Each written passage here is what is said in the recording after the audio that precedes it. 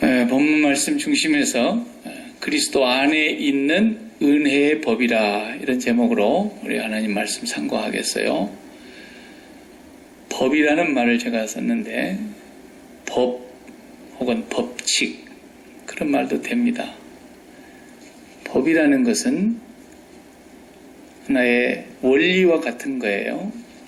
그래서 이것은 한 번 있는 우연히 일어나는 일이 아니고 지속적으로 변함없이 반복이 되는 그런 일이라는 것입니다. 그래서 우리가 물리를 배우게 되면은 학교에서 배우는 물리에 연력학 제1법칙, 제2법칙 이런 게 있어요. 그래서 법칙이라는 걸 배워요. 그 왜 법칙이 나왔냐면, 한번 어쩌다가 일어나는 일 같으면 우연히 그럴 수 있다 이렇게 말하지만, 언제 어디서나 어느 시대나 어느 장소에든지 그 법칙이 동일하게 이루어지면 이걸 법칙, 원리라 그래요. 그러니까 예수 믿는 사람들도 은혜의 법이 있어요. 은혜의 원리가 있다고 말이에요. 자, 한국에서 높은 빌딩에서 사람이 몸을 던지면 땅바닥으로 떨어지죠. 그러면 죽습니다. 높은 데서 뛰내리면.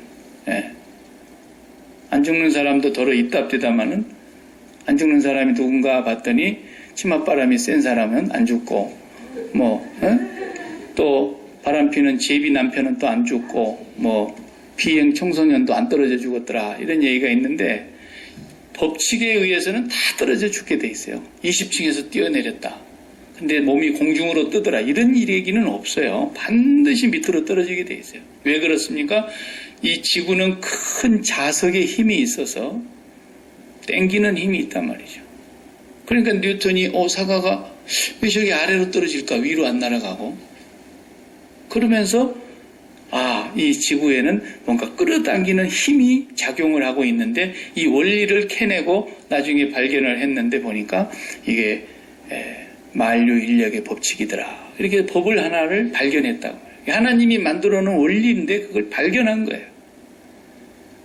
그리고 높은 데서 떨어지면 일정한 속도로 떨어지는 것이 아니고 1초마다 더 빨리 떨어집니다. 1초가 지나면 더 빨리 떨어지고 1초가 지나면 더 빨리 떨어지고 굉장한 속도로 떨어지는 겁니다. 나중에 이게 높은 빌딩일수록 처음에 떨어질 때는 천천히 떨어지는 것 같았는데, 저 땅바닥에 도착할 쯤이 되면 굉장히 빠른 속도로 떨어지는 것도 하나의 법칙이에요. 그래서 1초당 얼마나 더 빨리 떨어지는가, 이걸 다 조사를 해보니까 9.8m씩 더 빨리 떨어지더라는 거예요. 그래서 중력의 법칙에 하나의 공식이 나오는 거예요. 이런 모든 것들이 어디서나 반복되고 똑같은 결과를 냈을 때 그걸 법이라 그래요. 법칙이라. 그래서 우리가 법을 만들면 똑같이 적용하지 않습니까? 만약에 그것이 똑같이 적용을 안 된다면 그 공산국가나 그럴 수 있는 거죠. 자유민주주의 국가에서는 대통령에게 적용하는 법이 일반 시민에게까지 동일하게. 그래서 우리 대한민국도 이제 그런 좀 몸살을 요즘 앓고 있는 것 같아요. 옛날에는 그냥 높은 사람은 웬만하면 다 넘어갔는데 그냥 비행기 뒤로 돌려 그랬다가 요즘 지금 난리나죠. 한 사람이 그냥. 그 굉장히 높은 지에 있는 사람이 옛날에 그 비행기까지 돌리는 거 한국에서는 문제도 아닌데, 그럼 미국 땅에서 그렇게 했다가 혼나는 거예요 지금.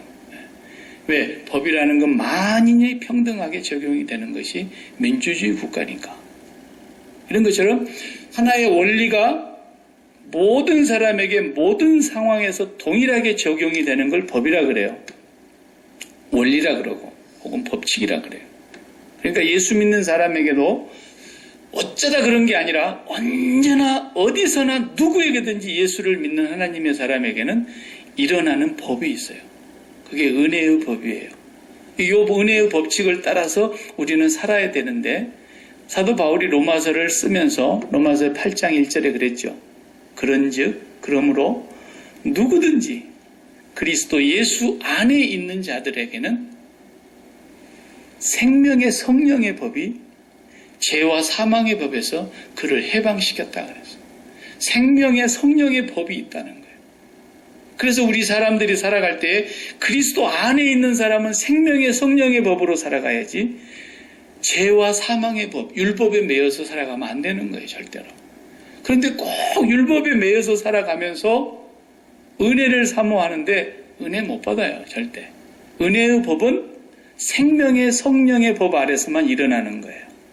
죄와 사망이 율법에서는 그런 법이 절대로 은혜가 안 이루어져요. 율법은 뭐예요? 그러니까 법으로 갖다 딱 들이대면은 털어서 먼지 안 나는 사람이 누가 있겠어요? 그러니까 법 앞에서는 아무도 자유를 누릴 수가 없는 거예요.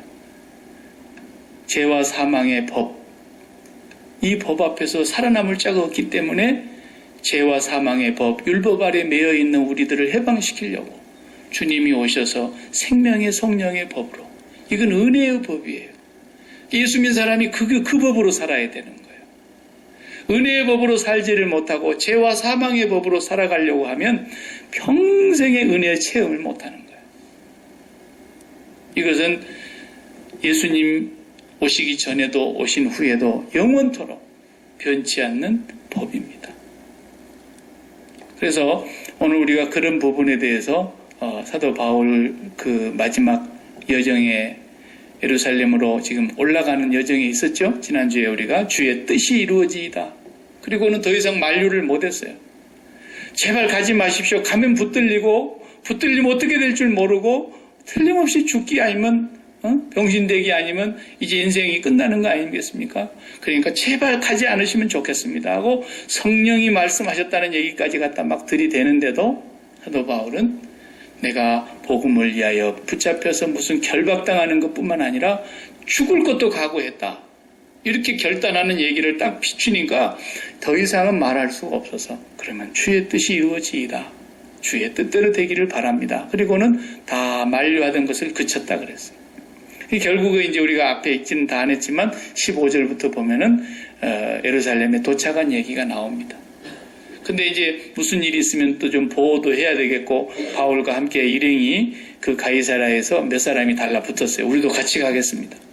예루살렘에 도착을 합니다. 도착을 했는데 사도들과 또 거기에 백성의 지도자들이 사도 바울을 아주 영접을 했어요. 영접을 하고 그 다음 무슨 일을 하냐면 이 3차 전도 여행 가운데서 일어났던 모든 일들을 다 보고를 했어요. 보고를 했더니 거기 듣는 사람들이 하나님의 역사를 듣고서는 너무 기뻐하더라 그랬어요. 기쁨과 동시에 또 하나씩 걱정이 생긴 거예요. 무슨 걱정이 생겼냐면 바울에게 이렇게 얘기합니다. 지금 예수를 믿기는 하지만 유대인 중에 그리스도인이 된 사람들은 예수만 믿어서는 되지 않고 모세 때부터 내려온 이 율법을 지켜야 된다고 하는 거. 우리가 앞에 사도행전 서론에서 계속 봤지 않습니까? 얼마나 그 율법의 벽을 넘기가 어려웠습니까? 그러니까 예수만 믿어가지고 어떻게 이방인들이 우리하고 똑같이 된다냐고. 그 개 같은 사람들이 예수만 믿었다고 되느냐고. 이렇게 막 유대인들이 이방인들을 사람 취급을 안 하던 문화였기 때문에 예수만 믿어서는 안 되고 모세의 율법을 지켜야 된다는 것을 끝까지 강조하는 유대인들이 아직도 너무너무 많은 거예요. 오늘 본문에 읽지 않은 앞부분에 그게 나옵니다. 그래서 지금 이 문제를 어떻게 하면 좋겠느냐. 당신이 왔다는 얘기를 듣고 유대인들로서 그리스도인 된 사람들 가운데서 당신이 돌아다니면서 무슨 설교를 하는 중에 이제는 모세 율법 지킬 필요 없다. 그것은 다 휴지 조각과 같은 것이니까 모세 율법은 다 이제는 필요 없고 예수만 믿으면 된다고 그렇게 하고 다녔다는 소리를 들었으니 여기 지금 유대인들 가운데 비록 예수는 믿었지만 율법을 지켜야 된다고 하는 사람들의 주장이 저렇게 빗발치니 당신이 왔다는 소식을 듣고 가만 놔두지 않을 거다. 그러니까 바울이 그럼 어떻게 하면 좋겠느냐. 그러니까 야고보께서, 여기 야고보는 예수님의 동생 야고보예요. 예수님의 제자 야고보가 아니고 동생 야고보가 제안을 했어요. 이렇게 하면 좋겠다. 우리 중에 지금 나실인의 서원을 하고 이제 서원의 기간에 마지막 일주일이 남은 사람이 있는데 일주일이 남았을 때는 뭘 하느냐면 그동안 나실인은 머리를 안 깎잖아요. 일주일이 지나면 머리를 다 깎아야 돼요. 이제 기간이 맞춰지면은, 그러니까 네 사람이 지금 서원을 하고 나시린에 지금 기간을 보내고 있는데, 이제 이 사람 네 사람을 당신이 성전에 데리고 들어가서 당신이 돈을 지불하고 그 사람들의 머리를 깎아라. 그리고 당신이 그 사람들과 함께 거기서 나시린의 서원 예식을 다 마무리를 지어라. 그러면 유대인들이 이 소문에는 당신이 유대인으로서 그 모세의 법을 무시하고 그러고 다녔다는 얘기가 들리던데 성전에 들어와서 이렇게 모세의 율법을 지키는 거 보니까 소문이 잘못됐구만 하고 바울이 지금까지 받았던 오해를 싹 불식시킬 수 있지 않겠느냐, 이렇게 제안을 했어요. 그러니까 바울이 그 말을 듣고서 좋습니다, 하겠습니다. 네 사람과 들어가서 이제 서원 예식을 합니다. 그리고 머리를 깎습니다. 그걸 다 마쳤어요. 일주일 동안 하는 거예요. 그걸 마지막 한 주일 동안 성전에서. 그 마치고 났더니 이게 웬일이에요? 오해가 풀리는 줄 알았더니 웬걸? 저 이방 땅에 유대인들이 몰려왔어요. 왜? 지금 오순절 절기거든. 그 사람들도 다 몰려와서 있는데 성전에서 바울을 딱 봤단 말이에요. 보는 순간에 바울을 붙들어 놓고 소리를 지릅니다. 여러분, 이 사람 잡는데 도움을 좀 도와주시기 바랍니다. 이 사람이 돌아다니면서 모세의 율법을 완전히 무시하고 완전히 이 사람이 예수만 믿으면 다 된다는 식으로 막 소문을 내고 헛소리를 하고 다니면서 조상적부터 내려오는 우리 유대교의 이 신앙을 뿌리채 흔드는 사람이니까 이 사람 살려둬서는 안 된다. 그렇게 얘기하니까 금방 사람들이 마음이 돌변해가지고 바울을 붙들어 버렸어요. 그래가지고 거기서 그냥 안 죽을 만큼 맞는 거예요, 지금. 한참 두들겨 맞고 있는데 온 성이 소동했다 그랬어요. 유대인들이 얼마나 분이 가득 찼습니까? 그러니까 그 유대 지방에는 로마 사람들이 지배하고 있었을 테니까 로마의 치안을 담당하고 있는 그 사람들이 막 달려온 겁니다. 천부장, 백부장 데리고 막 군사를 이끌고 와가지고 성 안에서 소동이 일어났다는 소리를 듣고 무슨 이게 반란이 일어났나, 오순절 절기가 되면은 몇백만이 모이는데 그때 소요가 일어날까 항상 조마조마하는데 뭔가 일어났나 싶어서 막 군인들이 달려와가지고 쫓아와서 보니까 바울이 막 두드러 맞고 있는 거예요. 아마 피투성이가 됐을 겁니다. 그 군인이 달려드니까 이제 그만 때리고 있는데 잡아놓고 뭔 일로 이렇게 소동을 피우고 사람을 막 이렇게 때리느냐고 물으니까 이놈은 이 말하고 저놈은 저 말하고 막 서로 소리를 지르니까 천부장도 무슨 소린지를 모르겠어요. 그러니까 이 사람 빨리 군대 진영으로 데리고 가라. 막 바울을 이렇게 데리고 가는데도 막 때리니까 못 때리겠냐고 바울을 들고 가버렸다 했어요. 들고 가버렸다. 그 이제 군대 문 안으로 들어갑니다. 군대 문 안으로 들어가려고 그러는데 바울이 잠깐 천부장에게 부탁을 합니다. 내가 한마디 해도 되겠느냐? 이렇게 헬란 말로 유창하게 말한, 요즘 말로 하자면 영어로 한 거예요. 영어로. 그 당시는 헬란 말이 영어와 같이 세계 공용어였으니까 바울이 헬란 말로 그 천부장에게 내가 한마디 할 수 있도록 기회를 달라. 그 외국어를 유창하게 하는 걸 보고 네가 그 안목이 아니냐? 이러니까 아니라고. 내가 그런 사람 아니고 난 나쁜 사람 아니라고. 내가 우리 동족들에게 꼭 할 말이 있다고. 그렇게 해가지고 놔주니까 돌아서서 자기를 때렸던 그 유대인들에게 얘기를 했어요. 그 얘기는 오늘 이후에 이제 22장부터 다시 나와요. 저기 오늘 내용 설명을 제가 거기까지만 우선 하겠어요. 자, 이런 상황 속에서 결국은 바울이 야고보의 그 제안대로 가서 유대인들이 당신을 오해하지 않도록 율법을 지키는 행위를 하면은 풀어주지 않겠냐. 율법을 지키는 사람이라는 것을 가서 그렇게 한번 보여만 줘도 당신에 대한 오해가 풀릴 테니까 그렇게 하는 것이 좋겠다. 바울을 생각해서 한 말이죠. 그리고 바울에게 봉변을 당하지 않게 해보려고 하는 하나의 어떤 사람의 방법을 고안해낸 것이죠. 바울이 율법을 지키는 사람이 아니에요, 정말로. 이 사람은 죄와 사망의 법에서 생명의 성령의 법으로 해방된 사람이에요. 그럼에도 불구하고 가서 율법을 지키는 것을 잠시 해기는 했어요. 그러나 그것이 다 무용한 일이죠. 결국은 주의 뜻대로 되는 거예요. 거기에 천부장에게 다시 이제 보호를 받고 가지 않았으면 바울은 거기서 죽었어요. 그래 바울이 천부장의 오히려 보호를 통해서 나중에 죄가 없다는 걸 알게 돼요. 이 사람은 아무런 죄가 없는 사람인데 단지 유대인의 종교에 의한 어떤 전통을 어긴 사람이라고 해서 자기들끼리 저렇게 싸움을 하는데 천부장이 나중에 알게 되죠. 바울이 로마 시민권자라는 걸. 이 천부장은 바울에게서 나중에 그 소리를 들어요. 내가 로마의 시민권자인데 재판도 안 하고 매를 때리냐. 처음으로 자기 시민권 얘기를 이제 한번 써먹는 거예요. 그러니까 천부장이 깜짝 놀라는 거예요.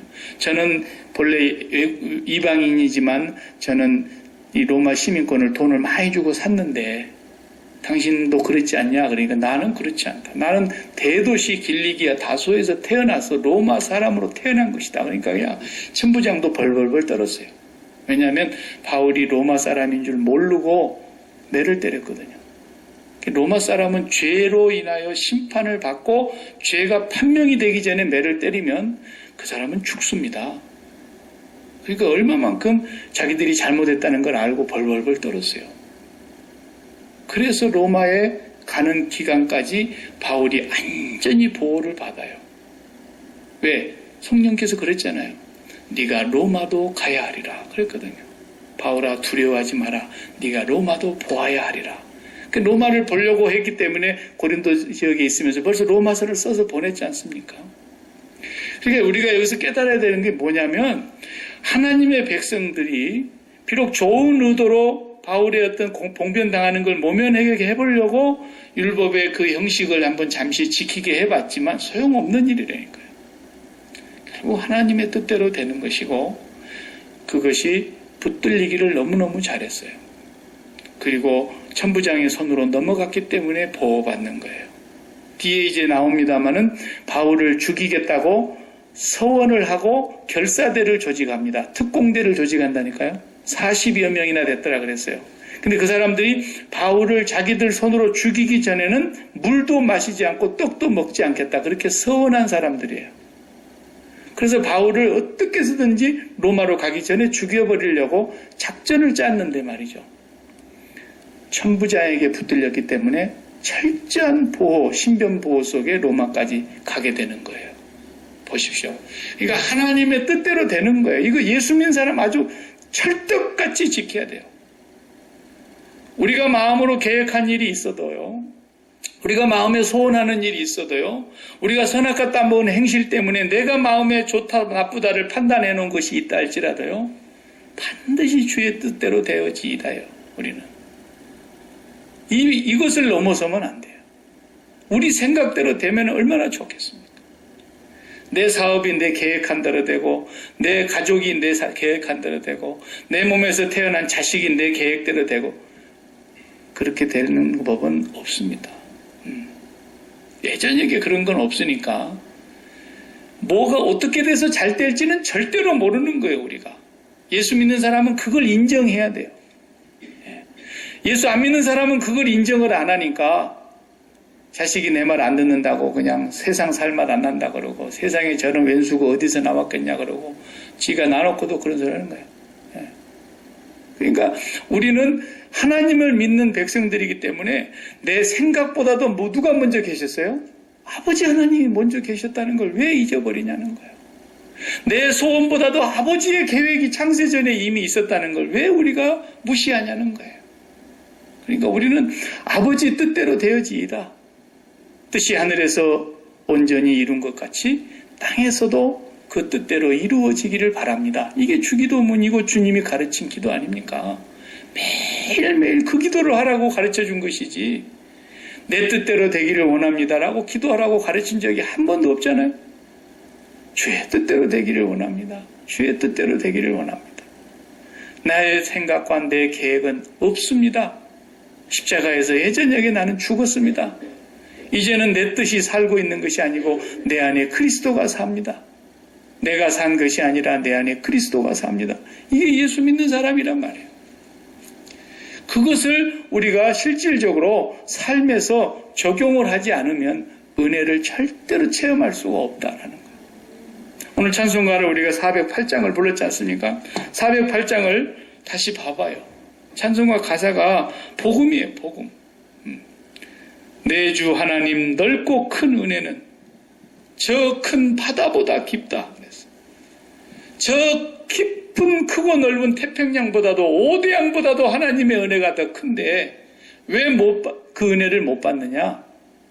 밧줄을 풀리지 않고 배를 선창가에다 묶어놓으니까 그 배 타고 나가보라는 거예요. 근데 사람들이 너무 똑똑하고 너무 경험이 풍부해가지고 아유 나는 저 바다에 들어가면 죽어. 저 풍랑에 나는 휩쓸려가. 도저히 나는 살 수가 없어. 그렇게 먼저 인식이 딱 되어 있기 때문에 바다를 나가려고 하지 않아요. 그래서 2절에 보면은 왜 너 인생은 언제나 거기서 저 바다 물결만 쳐다보고 거기서 한 번도 떠나지 못하느냐. 그리고 얕은 물가에서 3절에 그러죠. 많은 사람이 얕은 물가에서 저 큰 바다를 향해서 가려다가 파도 치는 걸 보고서 마음이 졸여서 못 간다는 거예요. 못 간다. 전부가 다 자기 생각에 나는 저기 가면 죽어. 이 생각에 눌려 있는 거예요. 그런데 막상 돛을 세우고 밧줄을 끌어서 출항을 하면 엄청난 은혜가 그 앞에서 펼쳐지게 되는데 절대로 그걸 안 한다는 거예요. 근데 그걸 한 사람이 있잖아요. 누가 했습니까?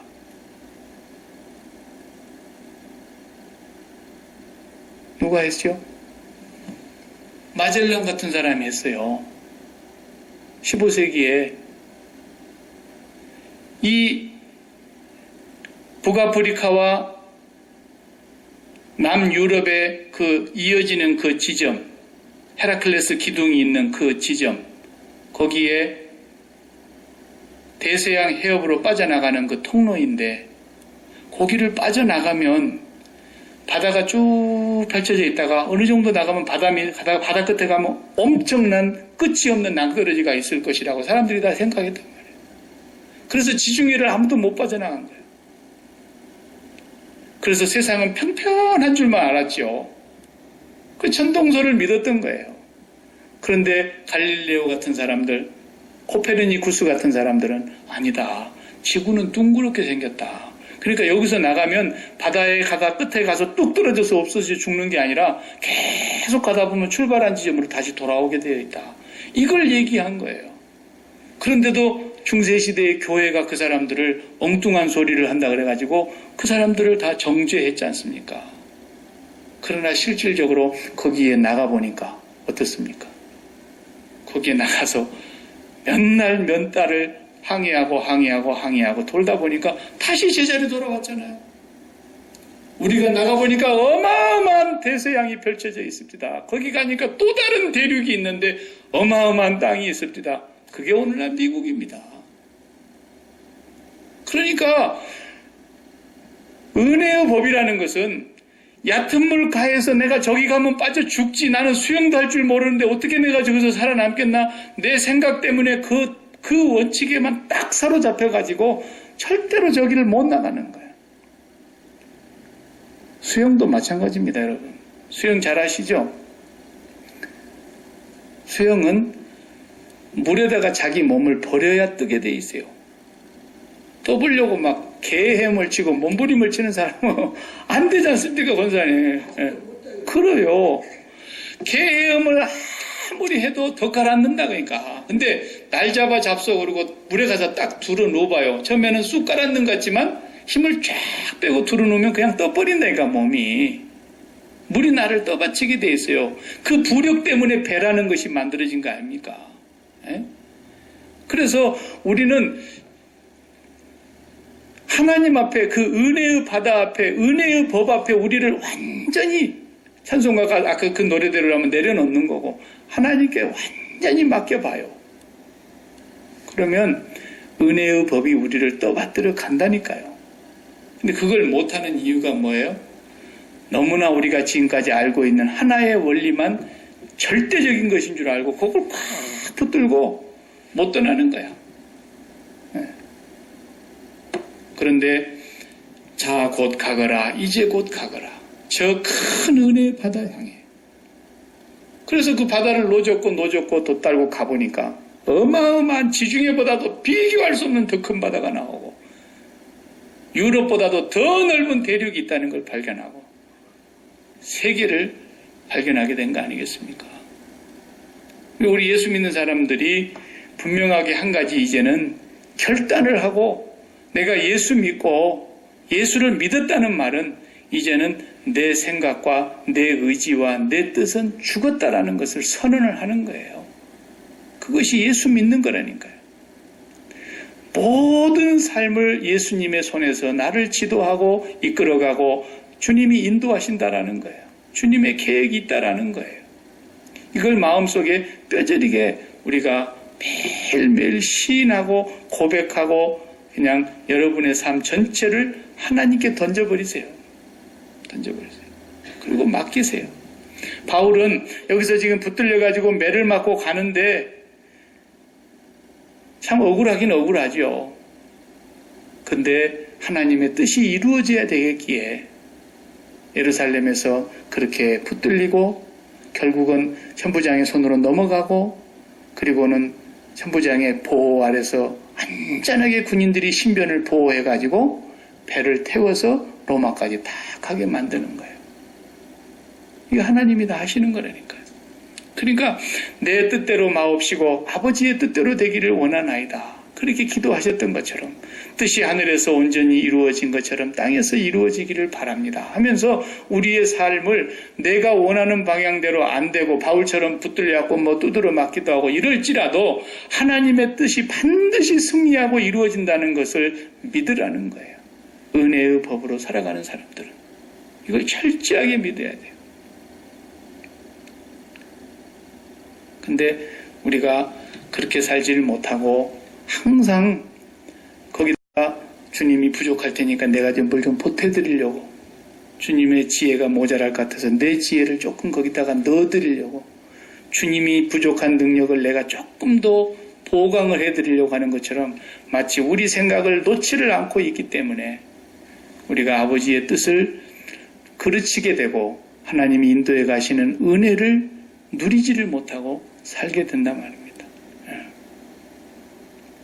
바울이 사실은 그것도 안 했으면 좋을 뻔했어요.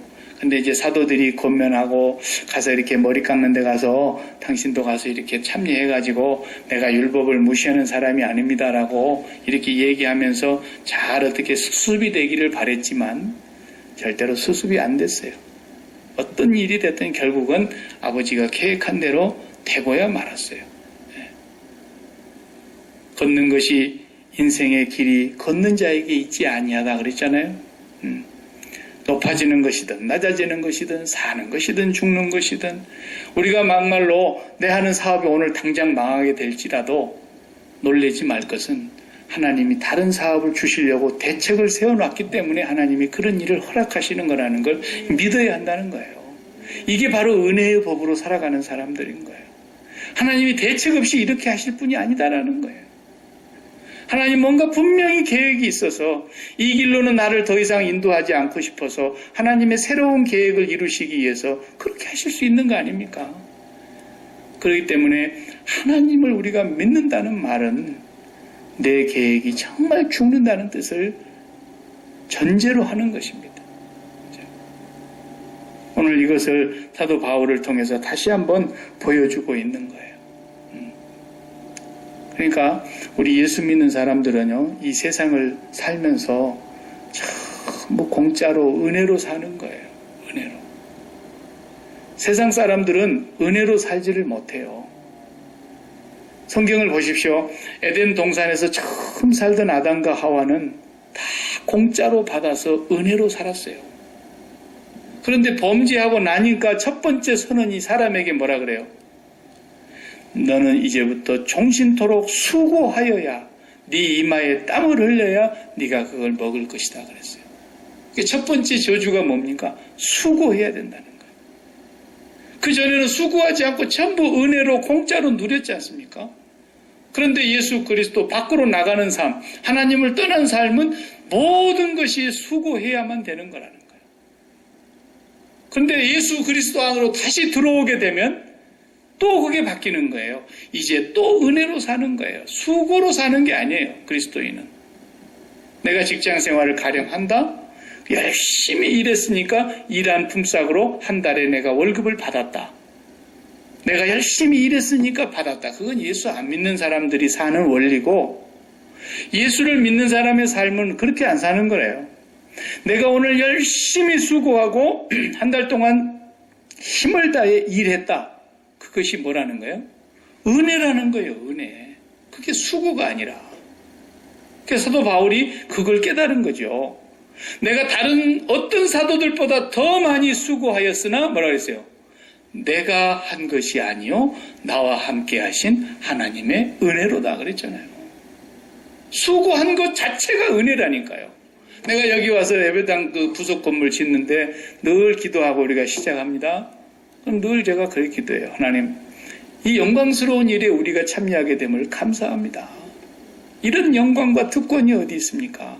우리가 수고할 수 있는 하나님의 부름을 받아서 이 일에 참여할 수 있는 이 영광스러운 일에 우리가 오늘 쓰임받는다는 것이 얼마나 감사하냐는 거예요. 내가 무슨 팔자에 이렇게 없는 이런 일을 태고 나서 이렇게 내가 죽도록 일한 것도 힘든데 예배당에까지 와서 내가 이렇게 주일날도 오후에 쉬도 못하고 막 날마다 일을 하냐. 예수 안 믿는 사람 같으면 그런 생각이 들어야죠. 정상이죠. 그러나 예수 믿는 사람은 에덴 동산에서 다시 아담과 하와가 타락하기 이전의 삶, 은혜로 받는 삶이고 은혜로 수고하는 삶이고 은혜 이의 은혜를 받는 삶이에요. 내가 일을 하는 것 자체가 은혜였는데 열심히 은혜로 일을 하고 났더니 거기다가 봉급까지 주더라. 은혜 위에 은혜로라 그랬잖아요. 예수 믿는 삶이에요, 그게. 네. 은혜 위에 은혜다. 그러니까 대학을 졸업했는데 좋은 대학을 졸업했는데 좋은 성적으로도 졸업을 했는데 내가 웬만한 직장 하나 이제 가져보려고 이렇게 이력서를 써가지고 계속 도전을 해보네. 100번을 했는데 한 회사도 나를 오라는 사람이 없다고 해봐요. 그러면 정말 좌절에 빠질 겁니다. 그래 내를 100개의 회사 중에 나 하나를 필요로 하는 데가 없고 나 하나를 받아주고 인정해주는 데가 없단 말인가. 얼마나 좌절감이 들겠습니까? 또 인내하고 또 그 이듬해 100개 또 다른 회사에다 보냈는데 200개 회사에다 보냈는데도 안 와. 300개 보내도 400개, 500개를 보내도 나를 불러주는 회사가 하나도 없다고 해봐요. 대학을 졸업했는데. 그럼 나중에 어떻게 되겠어요? 이제는 봉급이 얼마든지 상관없고 그 회사가 좋은 회사니 나쁜 회사니 상관없고 나를 좀 와서 일 좀 하라 그런 데가 있으면 좋겠다. 네. 일을 좀 해달라고. 나를 좀 받아주는 데가 있으면 좋겠다. 그런 생각이 들지 않겠어요? 황 목사도 그런 생각 다 하고 살아요. 아니 저보다 잘나고 똑똑한 사람이 얼마나 많은지 아세요 여러분? 다른 사람 말고 목사 중에 스펙으로 따지면 좋은 대학 나오고 좋은 실력이 있고 좋은 능력이 있고 좋은 배경 가진 사람이 얼마나 많은지 몰라요. 그래도 맨날 놀아. 택시 운전기사나 하고 갈 데가 없어가지고 맨날 놀아. 노가다나 뛰고 예? 그런 사람들이 부지기수요. 부지기수. 한국에 가봐요. 매년 신학교 우리 교단만 매년 목사가 1000명씩 나오잖아요. 1000명씩. 우리 교단 하나에서만. 그럼 교단이 몇 개입니까? 1년에 목사가 10,000명 이상 나오잖아요. 근데 교회는 계속 없어져가. 어떡하란 말이에요. 어떡하. 전부 다 택시 운전기사 아니면 노동하는 일. 투잡, 쓰리잡 뛰고도 그래 살아요. 그래서 저는 지금까지 신학교 입학하고 놀아본 날이 며칠 없어요. 네. 그렇다고 제가 한 번이나 내가 막 어느 교회 가려고 길을 쓰고 그 교회 아니면 안 된다고 내가 이력서 붙들고 다니면서 나 좀 써주시 해본 적도 없어요, 사실은. 네. 그냥 주여, 나 같은 것이 주의 일을 할 수 있다니, 나 같은 것이 주의 복음을 전하는 일에 쓰임을 받다니 어디든지 주님이 가라 그러면 가겠습니다. 나를 필요로 하는 곳이라면 어디든지 저는 가겠습니다. 그래서 제가 최초로 간 데가 네, 개척교회였어요. 개척교회 가면은 그나마 주는 사람이 없어요. 개척교회도. 그래서 가서 하는 거예요, 그냥. 그런데 얼마나 그게 기쁜지 몰라요. 애들하고 그냥 가서 그냥 부딪히면서 일하는 게 그래 행복한 거예요. 예. 그리고 또 두 번째 간 데는 그냥 이제는 전도사님이 더 이상 일을 할 수가 없어. 교회에서 사례비를 한 푼도 못 주니까. 근데 잘 서면 흉악하게도 멀더만 정말 그렇게 멀 수가 없어요. 우리나라 남쪽 해안 끝이 더 이상 이제 배가 가야지 가는 곳이에요. 더 이상 육지로는 끝이에요. 거기서 다시 또 배 타고 배를 또 한 30분 타서 그 다음에 또 섬에 내리면 섬에서 이쪽 끝에서 저쪽 끝에 섬이에요. 섬을 한 바퀴 돌아가지고 1시간이 걸려서 도착하는 거예요. 또 요즘같이 도로나 좋습니까? 비포장 도로에 그냥 아리랑 고개를 넘어가는 거예요.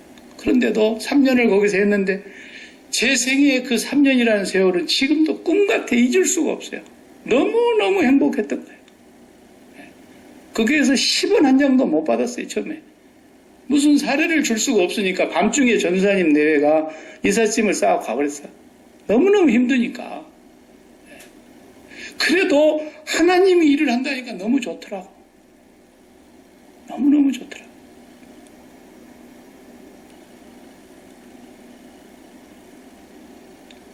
얼마나 훌륭한 사람이 많은데. 그렇기 때문에 그리스도 안에서는 믿음으로 산다는 게 뭐냐면 누가복음 17장을 보면은 5절부터서 이런 얘기가 나와요. 제자들이 예수님한테 와가지고 선생님 우리에게 믿음을 더해 주십시오 이렇게 부탁하잖아요. 우리에게 믿음을 더하소서 이렇게 하니까 그 제자들 앞에 주님이 말씀하시기를 갑자기 이상한 비유를 하시는 거예요. 얘들아 어떤 주인에게 종들이 있었는데 그 종들이 밭에 나가서 수고하고 들에 나가서 양을 치다가 해가 지면 저녁에 들어온단다. 그런데 주인의 밥상을 준비해야 되지 않니?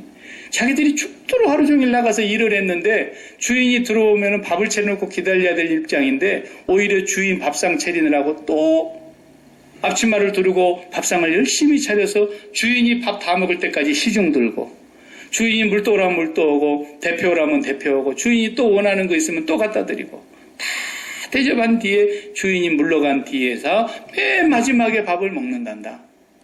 그렇게 했다고 해서 또 주인이 종들에게 살해를 하겠느냐? 그랬어요. 도리어 저들이 말하기를 뭐라 그랬어요? 우리는 무익한 종이니 다만 할 일을 한 것뿐입니다. 그랬다고 그랬잖아요. 이게 믿음이라는 거예요. 믿음으로 산다는 거예요. 이게 뭐겠어요?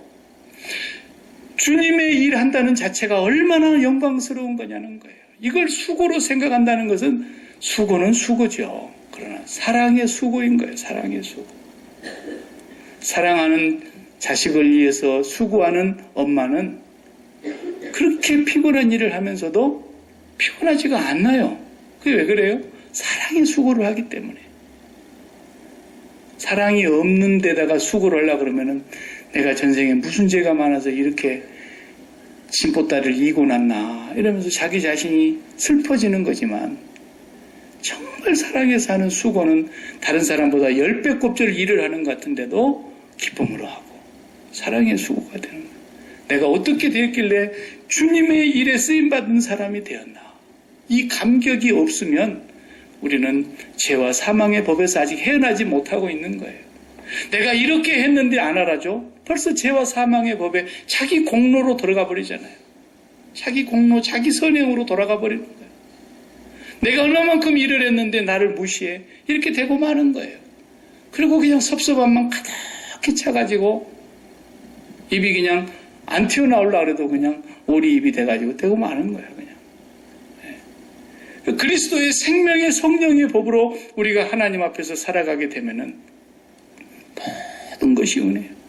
내가 다른 사도들보다 더 많이 매도 맞았고 더 많이 수고했고 더 많은 전도의 여행을 하면서 가진 고난과 핍박을 다 당했지만 내가 아니요 나와 함께 하신 하나님의 은혜였습니다.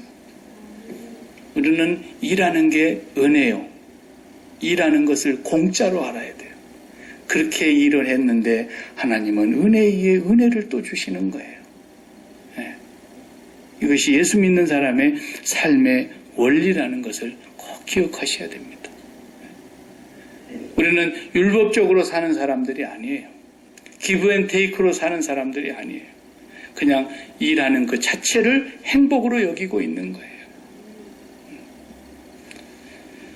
사랑하는 성도 여러분, 사도 바울의 마지막 전도 여행길에서 이제 우리가 오늘 살펴본 바는 그가 어떻게 해서든지 사랑하는 사람들에게서 보호받고 그의 삶이 좀 더 평안하고 안전한 길로 가기를 바라서 이런저런 타협의 길을 선택을 했지만 결국 사도 바울은 하나님의 뜻에 의해서 그가 붙들리게 되고 매를 맞게 되고 마침내 이제 로마로 호송되어 가는 죄인이 아닌 죄수가 되어서 그 로마까지 하나님이 인도해 가시는 그 섭리가 있었던 것입니다. 하나님의 백성들은 그러기 때문에 내 생각이 다 죽으면 내 생각이 아무 생각이 없었는데 하나님이 이렇게 인도하시는구나. 이걸 보게 되는 거예요. 그때부터서. 나는 이렇게 가는 길이 좋은 줄로 옛날에는 생각했는데 나는 이렇게 돼야만이 반드시 이것이 나에게 합당하다고 생각했는데 이제는 내 생각이 없어지고 내 계획이 죽어지고 내가 십자가에 주님과 함께 연합하여 못 박힌 자가 되고 났더니 내 삶의 길을 하나님이 다 계획한 대로 인도해 가고 계시는구나. 이걸 경험하는 겁니다. 그게 저도 자녀들을 가만 내버려 두는 거예요. 이놈아, 네가 이렇게 가야지 그렇게 했으느냐. 네가 그렇게 해갖고 앞으로 어떻게 살라 그러냐. 똥장군이나 찌고 살지. 네가 그래가지고 사람 구실이나 하겠냐. 네가 그래갖고 장가나 시집이나 제대로 가겠냐. 계속 그런 말을 내가 한다 해봐요. 도대체 무엇을 근거로 그 얘기를 하는 거예요? 세상이 나에게 설정해주고 세상이 나에게 가르쳐준 가치 기준을 갖고 그렇게 말하고 있는 거예요. 절대로 그게 아니에요. 하나님의 계획이 있는 거예요. 하나님의 뜻이 반드시 이루어져 가는 거예요. 우리 아들이 군대 간다 해서 나는 아무 말 안 했어요. 가라 마라 말도 안 했어요. 하나님이 허락하시면 갈 것이고 하나님이 허락지 않으시면 안 될 것이고 갔다가도 하나님이 원치 않으시면 거기서 또 떨어져 갖고 올 것이고 어떻습니까? 하나님의 계획대로 될 것입니다. 하나님의 계획은 절대로 후회함이 없고 실패함이 없습니다. 저도 그 섬에서 마지막 3년을 목회를 하고 나서 영장을 딱 받았어요. 나이 25이 된 나이에 영장을 받으니까 19살에 군대 간 애들하고 내가 같이 군대 생활하게 생겼잖아요. 깝깝하죠. 그래서 외마디 기도 딱 한마디만 했어요. 주여, 갈 바를 알지 못하고 믿음으로 나아갔던 아브라함처럼 저도 어느 부대에 어디로 갈지를 모르겠지만 아버지가 예비해 놓으신 줄로 믿습니다. 딱 한마디 기도하거나 기도 더 이상 안 했어요. 그리고 그냥 갔어요. 그리고 머리 팍팍 깎고 들어가서 훈련 다 마치고 났더니 아버지가 벌써 정해 놓으셨더라고요. 그 교회에서 얼마나 구하고 찾고 두드렸는지 목이 다를 대로 달았어요. 어디다 인정 왔느냐고 그러더라고 하니까. 왜? 이 전도산 사람이 필요해서 그 부대 군종을 구하는데 공수부대에 누가 예수 믿는 사람이 신학생이 오겠냐고. 올 사람이 없죠. 저도 거기 신청 안 했습니다. 공수부대 갈 사람 매일 찾아와가지고 자원하라고. 나는 고개 숙이고 있었습니다. 네. 나 같은 사람이 어디 그런 데를 가느냐고, 전도사가. 네? 사람 잡는 데를 어떻게 가겠냐고. 그래서 나는 절대로 나 부르지 않도록 고개 숙이고 있었는데, 고개 들어. 그런데 고개 숙이고 있었어요. 이렇게. 근데 나중에 보니까 글이 하나님이 딱 정해놨더라고. 나는 우리 소대장 얘기 듣고 하나님 감사합니다 그랬어요. 하나님이 거기다 정해놓으셨군요. 나는 생각지도 않았습니다. 거기 가기 싫었습니다. 하나님이 그런데 정해놓으셨어요. 너무너무 놀랍더라고. 내가 거기 안 갔더라면 정말 저 사람을 못 만났죠. 예. 하나님의 계획이 다 있더라고. 한 번도 내가 그런 부분에 있어서 내 주장을 펼쳐보질 않았어요. 하나님 앞에. 여러분, 이건 제 자랑이 아니고 제 간증이라고 들어주시기 바랍니다. 그리고 여러분들도 하나님의 은혜의 법에 여러분 자신을 던져보세요. 그냥 저 깊은 바다 물결에 나는 휩쓸려서 죽지 그러지만 거기에 내 삶을 던지고 나면 하나님의 엄청난 은혜의 깊은 바다가 거기 있어요. 은혜의 법으로 살아가시기 바랍니다. 이것이 사도 바울의 여정을 통해서 우리에게 가르쳐주고 있는 하나님의 메시지인 것입니다.